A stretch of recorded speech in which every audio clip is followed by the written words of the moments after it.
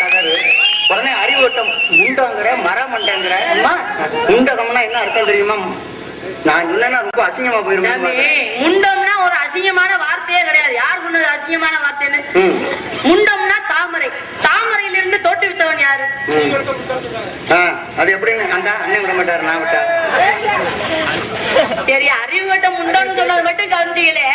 பதர்னு ஒரு பொம்பளைய பார்த்து சொல்லிட்டு அவர் சொன்ன விளக்கம் பூரா ஆம்பளையிலேயே குறிக்குது.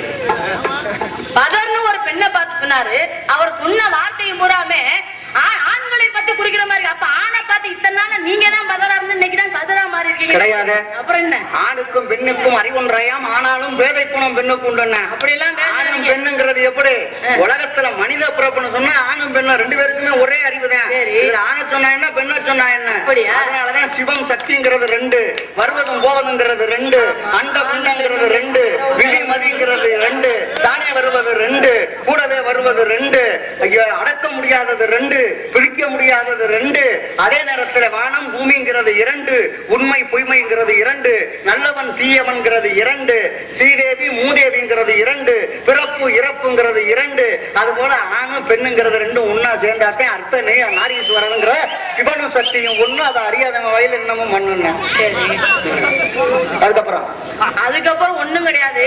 பதர்னு சொன்னதுக்கு இப்ப நான் கேட்கல, ஒண்ணு அங்கே கேட்டிருக்காரு.